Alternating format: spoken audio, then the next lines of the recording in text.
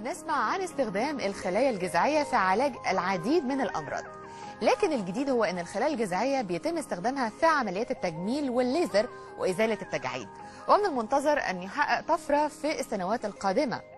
لذا قررنا ان احنا نقرب اكتر من معرفة الخلايا الجذعية وحقيقة استخدامها في مجالات التجميل، ونتعرف اكتر عن الاثار السلبية اللي ممكن تسببها يعني.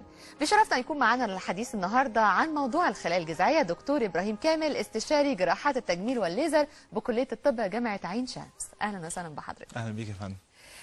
كتير بنسمع عن الخلايا الجذعية، ولكن انا يعني يمكن من قراءاتي عايز اعرف اصلا مكانها فين في الجسم الخلايا الجذعية. هي الخلايا الجذعيه اتسمت كده عشان هي دي خليه المنشأ. يعني زي الشجره كده الجذع بتاعها، فهي دي اللي بيدي السبلاي للشجره، بيبدا يدي التغذيه، بتبدا تدي التقويه. في مرحله الجنين وهو بيتكون في خلايا اللي هي الخلايا الجذعيه او ستيم سيلز بتكون موجوده في الجنين ده، بتبدا هي تتحول لخلايا مختلفه. يعني تبدا تعمل الخلايا المسؤوله عن تكوين الشعر، الخلايا المسؤوله عن تكوين النمو الجلد بشكل عام. بالظبط، وبتعمل الخلايا دي نفسها. فبتلاقي ان الخلايا مثلا الكبد هي اللي بتعملها، الخلايا بتاعت العظام هي اللي بتعملها، خلايا المخ والاعصاب هي اللي بتعملها. فبالتالي بدات الطفره دي تحصل في مجال الطب عموما، مش بس في مجال الطب جراحه التجميل، بقت موجوده في الطب. وبدا الاطباء يدرسوا القصه دي. طب الخلايا الجذعيه دي قدم هي خليه المنشأ، يبقى احنا نقدر نعالج بيها امراض كتير جدا. صحيح. نقدر نعالج بيها امراض للكبد، امراض للسكر، امراض اورام سرطانيه. صحيح. او امراض كتير جدا. فلقينا ان في جراحه التجميل في مشاكل كتير جدا بتقابلنا نقدر نتغلب عليها عن طريق ان احنا نستخدم الخلايا الجذعيه دي. مثلا بدات الموضوع اساسا بمرضى الحروق. مرضى الحروق مشكلتهم في حاجه، ان احنا ما بنيجي يجي لنا مريض الحروق في المستشفيات تكون البشره اوريدي تاكلت، يعني حصل لها ضمور، يعني الجلد ما بقاش موجود خالص. صحيح. بنسبه كبيره جدا. في مرضى بيجوا عندهم نسبه حرق بتوصل 60-70%، بتبقى تعتبر كارثه طبيه ان هو يبقى عنده نسبه حرق 60-70%. فبالتالي بدأنا ندرس الموضوع. طب احنا ممكن نيجي نعوض ده ان احنا نعمل خلايا جذعيه ونحضر الجلد بتاع الانسان ده، فبالتالي نقدر نغطي المساحات دي، لان ربنا سبحانه وتعالى خلق الجلد عشان يحمي الجسم من الداخل عن طريق انه ما يفقدش اي سوائل او بروتين او اي حاجه ثانيه. وبالنسبه لنا احنا بقى كمان في مجال طب الجمال لجراحات التجميل، لقينا ان الخلايا الجذعيه ليها استخدامات ثانيه كتيره جدا ممكن نستخدمها. صحيح. طيب ايه المرحله العمريه اللي ممكن نستخدم فيها الخلايا الجذعيه؟ بصي، هو دلوقتي في فرع جديد من الطب كمان ظهر داخل طب الجمال في جراحات التجميل بيسموه انتي ايجينج ميديسن، او الاسم ممكن باللغه العربيه يبقى اسمه شويه يعني طب مقاومه الشيخوخه او طب الحفاظ على الشباب.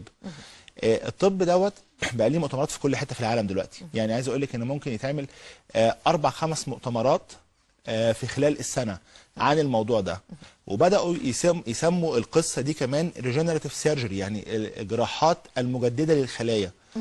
كل الحاجات دي بتتعمل ليه؟ عشان نقدر نبحث اكتر وندور اكتر الخلايا دي نقدر نحصل عليها ازاي، نقدر نكتر من عددها، لان هي مش مشكله الحصول بس عليها، ان احنا عايزين نجيبها لازم نحفزها ونكتر العدد. بالزبط. الموجود اللي جوه في الجسم. بالزبط. طيب يعني يمكن كنت تساؤلي برضو عن حضرتك طبعا كدكتور تجميل بيجي لك حوادث او كده، بيحصل كسر في يمكن في عظمه الفك، وليكن حاجه في الجمجمه.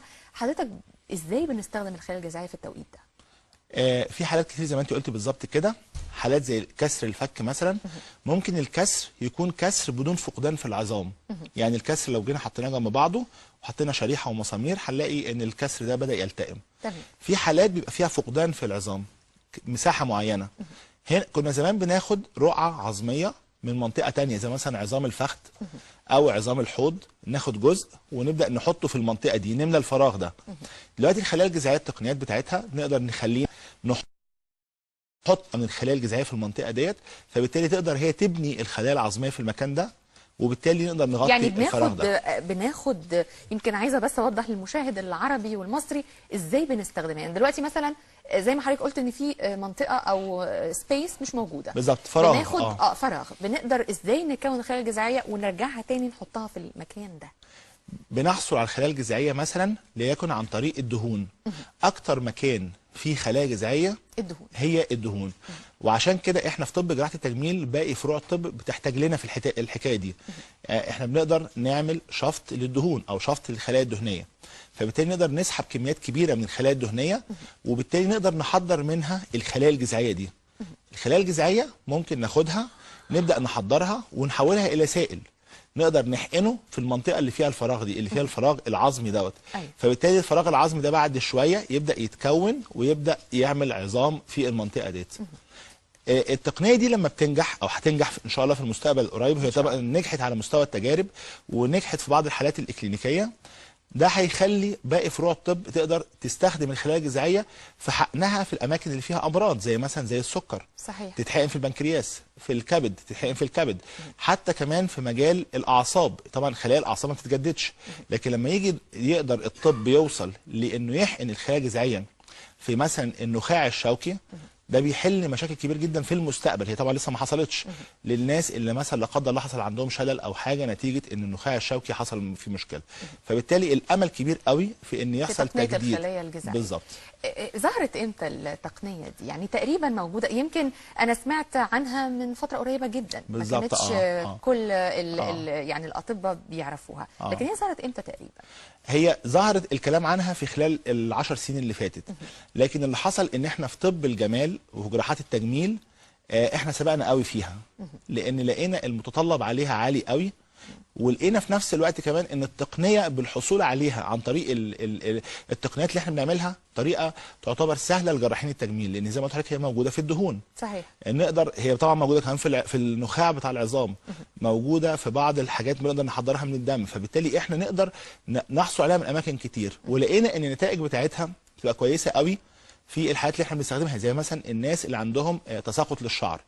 في حالات كتير قوي بتيجي مثلا سيدات او رجاله كمان شعرهم خفيف جدا وفي منطقه يعني الصلع او كده، نقدر نستخدم التقنيه دي لطلوع الشعر تاني. بالظبط، بس هي مش لعلاج الصلع الرجالي، هي للتقنيات تساقط الشعر نتيجه ست مثلا حملت مره او كذا مره وحصل عندها تساقط في الشعر. في ستات مثلا بترضع فبيحصل تساقط في الشعر. صحيح. بعض الحالات النفسيه مثلا ست بتمر بحاله نفسيه سيئه، توتر او حاجه، فبنقدر نحقن الخلايا الجذعيه عشان تساعد على تجديد الشعر مره ثانيه. بعض الشباب او الولاد مثلا اثناء فتره الامتحانات بيحصل عندهم توتر فالشعر بيتساقط كتير. صحيح. كمان البشره، حته ان احنا نقدر نجدد خلايا الجلد ونقدر نجدد خلايا البشره، علاج الهالات السمراء حوالين العينين. النتائج بتاعه الحقن بالخلايا الجذعيه بتاخد وقت طويل ولا النتائج بنلاقيها فوريه؟ في خلال، يعني هو الكورس بتاع الحقن ممكن نحقن من 4 مرات ل5 مرات الخلايا الجذعيه بالتقنيه اللي احنا بنتكلم عنها، اللي هي التقنيات الحديثه دلوقتي، وتحضيرها في نفس الوقت ما بياخدش وقت غير 2 أو 3، وبعد كده نقدر نحقنها، فبنلاقي النتيجه بتظهر في خلال الشهر اللي بعد العمليه، 3 أسابيع تقريبا بعد الحقن. يعني تعتبر يعني فتره مش نتيجه كبيره. كويسه طبعا. وعايز اقول لك ان نسبه نجاحها بتوصل اب تو 75%، يعني نسبه كبيره، نسبه كبيره جدا طبعا. نسبه كبيره جدا. طيب الشركات، طبعا شركات التجميل اتجهت برضو لقيام بعض الشركات بوضع الخلايا الجذعيه في منتجاتها. بالظبط. ايه حقيقه المنتجات دي؟ هي فعلا بيبقى موجود فيها؟ في فرق كبير بين الخلايا الجذعيه المحضره من جسم الانسان، ودي بتبقى لكل انسان لحالته هو. يعني انا لما باجي مثلا احضر خلايا جذعيه من حد سواء راجل او ست، بسحبها وبحضرها له هو، ما ينفعش استخدمها لحد تاني. طب إيه ممكن يعني لو حصل كده بيحصل انفكشن مثلا؟ ما ينفعش، لا يعني زي نقل الدم او التهاب يعني. بالظبط. زي حقن الدهون ونقل الدم والحاجات دي كلها، كل انسان لحالته هو. وبالتالي بقت لكل انسان حالته هو. طيب اللي حصل ايه؟ ان بعض شركات التصنيع الدوائي الكبيره بدات تستخدم الخلايا الجذعيه المحضره عن طريق البكتيريا او عن طريق بعض الحيوانات، طبعا ده تصنيع طبي معترف بيه في العالم. بتحضر الخلايا الجذعيه دي وبتستخدمها في صوره محاليل او كريمات، وبدات تنزل الاسواق الطبيه، الصيدليات، فبالتالي بدا يبقى عليها اقبال. احنا دايما بنقول ايه؟ ده مكمل للعلاج بالخلايا الجذعيه، لكن مش هو ده العلاج بالخلايا الجذعيه، لان في فرق كبير جدا بين ان احنا نحقن خلايا جذعيه او نعمل التقنيه ديت لانسان محتاجها فعلا لعلاج مثلا جلد اليد. انت عارفه مثلا كان فتره طويله قبل كده كان مشكله الايدين عند الستات بالذات ان هي ما بنلاقيش ليها حل، مشكله الايدين من ناحيه مثلا النمش او يعني التجاعيد، النمش، ظهور الاورده فيها، ظهور بقع فيها، ما كانش ليها حل؟ كريمات او عن طريق استخدام الليزر مثلا. بس طبعا اكيد بتبقى النتائج مش بالقوه غير الحقن طبعا. بالظبط، الليزر حسنها شويه، لكن الخلايا الجذعيه عملت فيها طفره كبيره جدا. وكنا بنلاحظها كمان، حتى كمان عارفه بالنسبه للفنانات اللي هي مهتميه قوي ببشره الجلد، وبنلاقي الايد فيها مشكله، فدايما كانت الايدين تبقى باينه قوي فيها مراحل السن المتقدمه بالظبط. فبالتالي الخلايا الجذعيه هنا حسنت جلد اليد قوي. كمان حسنت الرقبه، جلد الرقبه، حسنت قوي جلد البشره.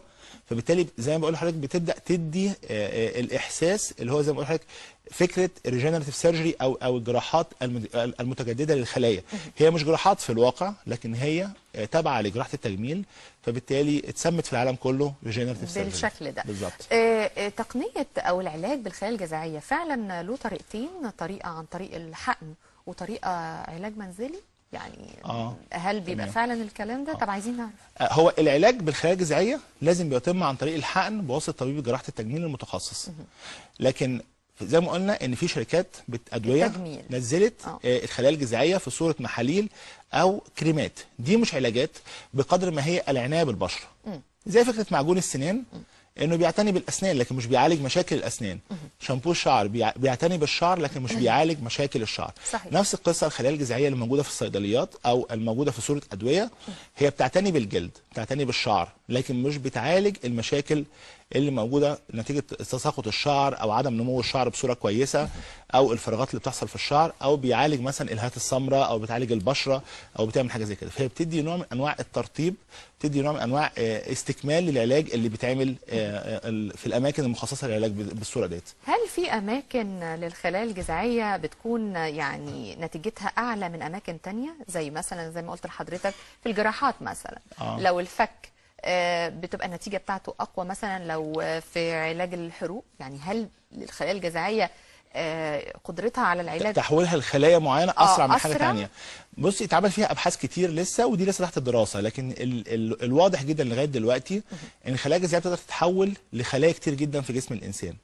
احنا بالنسبه لنا في مجال جراحه التجميل اهتمينا بالخلايا العصبيه وخلايا الجلد وخلايا العظام وخلايا الشعر، فلقينا ان هي بتتحول فعلا بصوره كبيره جدا تماما تحت الميكروسكوب، اللي هي انها اتحولت بصوره كبيره جدا للخلايا الجديده اللي احنا بنتكلم عنها. برضو سؤال يمكن أكيد المشاهدين كتير هيسألوه، لو عندي ابني حصل له مثلا زي ما حضرتك بتقول تساقط للشعر نتيجة الثانوية العامة، نتيجة أي سبب قهري زي ما بيقولوا، هل الخلايا الجذعية في التوقيت ده بيكون خطر عليه أو بيكون تمام بالنسبة له؟ يعني المرحلة العمرية وخصوصا لما تكون صغيره كمان، يعني مش شرط الثانويه العامه، يعني ممكن يبقى من 5 سنين 6 سنين بيحصل اي حاجه، هل ممكن برضو الخلايا الجذعيه بتكون مفيده في الحالات دي؟ مفيش موانع خالص استخدام الخلايا الجذعيه في اي مرحله عمريه، لكن دايما بنقول مثلا علاج تساقط الشعر ده يبدا التعامل معاه بعد مرحله البلوغ. علاج مشاكل البشره برضو نفس القصه، لكن ما ينفعش مثلا نتعامل معاها في طفل، لان الطفل لسه في مرحله النمو، وبالتالي بيبقى ليه وسائل علاج ثانيه مختلفه في مرحله الطفوله. صحيح. لكن بعد مرحله البلوغ بنقدر نتدخل طبيا وتجميليا ازاي نقدر نحقن الخلايا الجذعيه او اي وسيله علاجيه ثانيه اخرى بحيث الجلد يستفيد منها او الشعر يستفيد منها. صحيح صحيح. طيب دكتور ابراهيم كامل، اخر سؤال، ويمكن برضو زي ما قلت لحضرتك احنا نفسنا نقعد اكتر وقت، لكن طبعا الوقت هو يعني مخلينا مش قادرين نتكلم كتير، لكن عايز اسال حضرتك السنوات القادمه في تقنيه الخلايا الجذعيه في مفاجآت فيها؟ فعلا ده حقيقي، ده هيحصل ان شاء الله مفاجآت كبيره جدا في الفتره اللي جايه القريبه كمان، ان احنا كان لسه عندنا مؤتمر في كليه طب جامعه عين شمس عن الخلايا الجذعيه والريجنراتيف سيرجري، ازاي نقدر يحصل تجديد للخلايا ديت. كان زمان الكلام ده كان مبهم، وكانت الناس كتير جدا بتستغرب هل ده ممكن يحصل ولا لا، لكن دلوقتي في وقتنا ده احنا بنقول ممكن في القريب العاجل نقدر في مفاجآت كتير ممكن تحصل، احنا حتى كمان لسه مش متخيلين ايه اللي ممكن يحصل، فبالتالي ده منتظر قريب ان شاء الله. ان شاء الله. بنشكرك دكتور ابراهيم كامل، استشاري جراحات التجميل والليزر بكليه الطب جامعه عين شمس، واكيد طبعا هيكون لنا لقاءات ثانيه في مواضيع مهمه جدا، وخصوصا الخلايا الجذعيه اللي اكيد شغله بال مصر والعالم العربي. بنشكرك جدا. ميرسي يا فندم، شكرا، صباح الخير. صباح الفل.